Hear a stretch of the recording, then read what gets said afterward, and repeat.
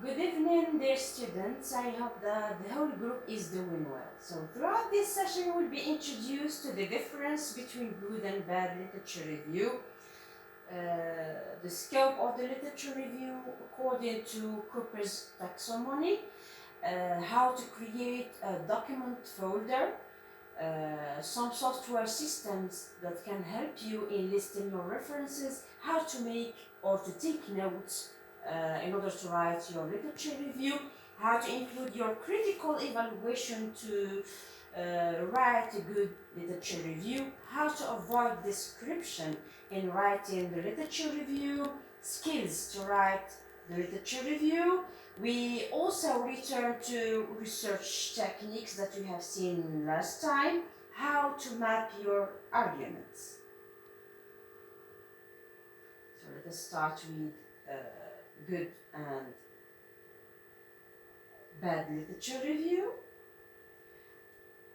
So what is meant by bad literature review and what is bad literature review? So bad literature review consists of poor standard of referencing. Of course, when the student doesn't master the different citation styles, or the student misses some references in his in-text citation or in his list of references. So this leads into poor standard of referencing, or we sometimes find students mixing different citation styles, for example, using MLA and APA at the same time. So this is also considered as poor standard of referencing. Descriptive in nature, and I'm insisting on this point. Descriptive in nature, it means that the student doesn't use critical evaluation in his literature review.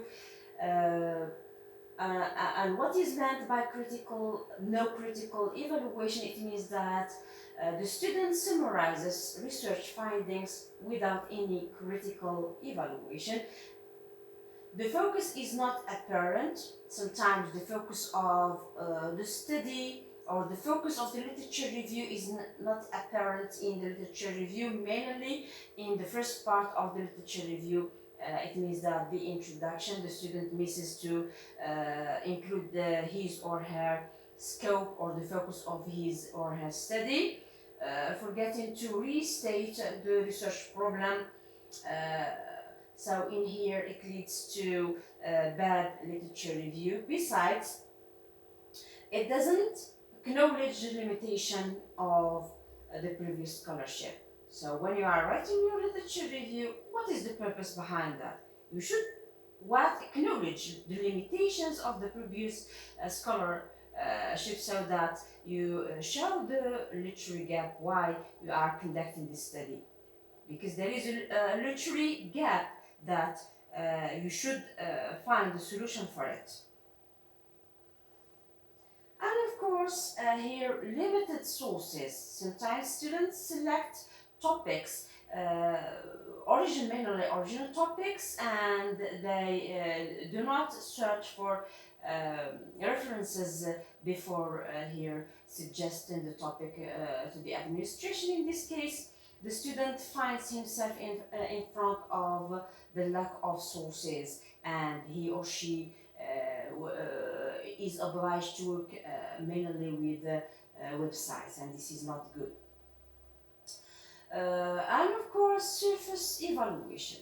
If you are evaluating, some students are conducting what? Surface evaluation. It means that the student lists previous studies without any critical evidence. It means that lack of quotes, lack of illustrations, tables, graphs, and figures. Besides, a poor literature review doesn't take the form of a logical argument and fails to end up with a clear rationale for additional research.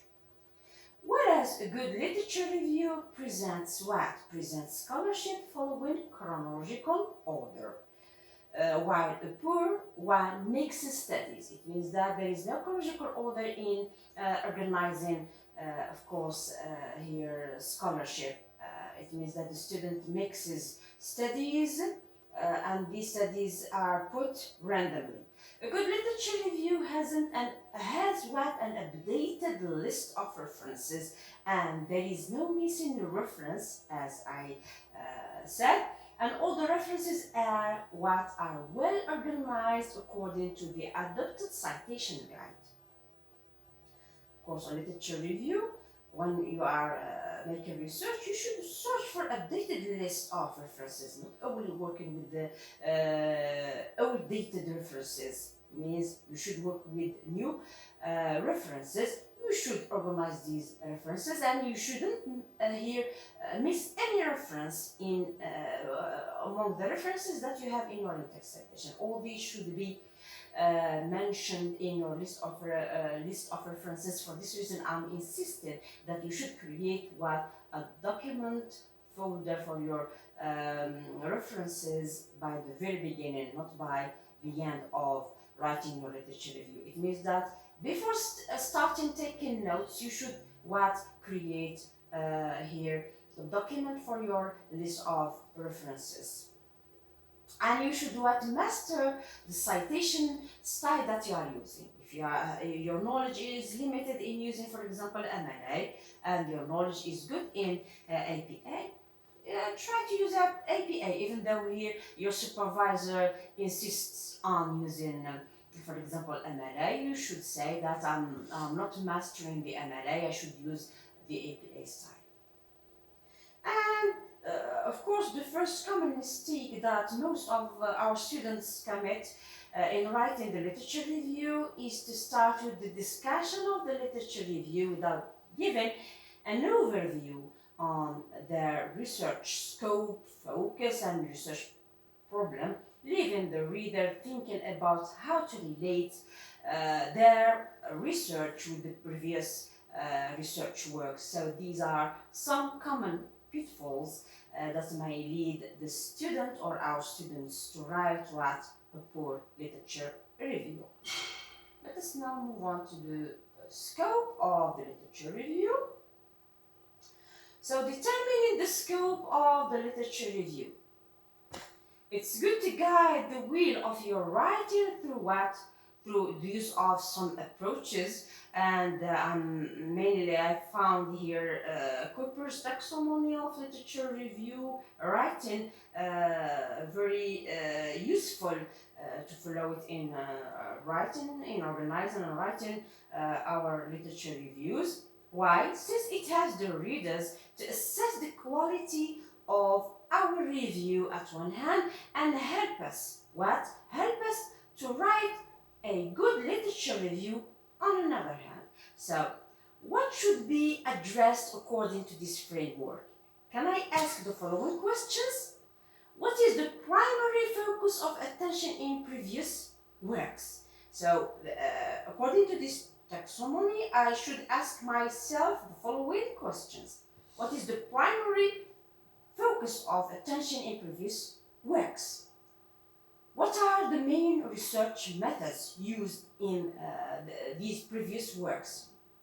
What are the research outcomes, practices, and application of these methods?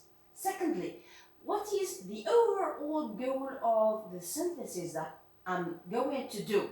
I should ask myself, what is the goal behind synthesizing previous scholarship works?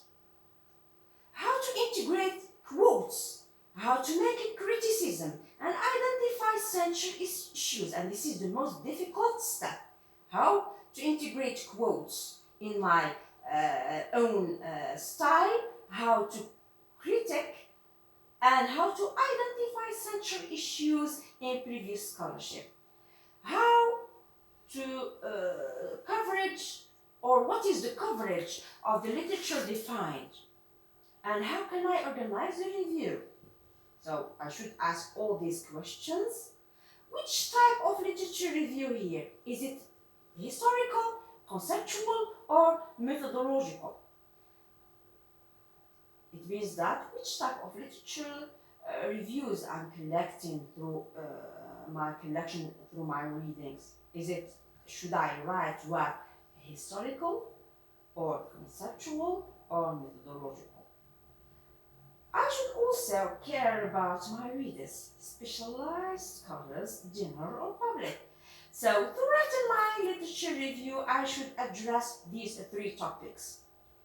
Am I writing for specialized scholars, mainly if I'm conducting a research work to be published, general or public?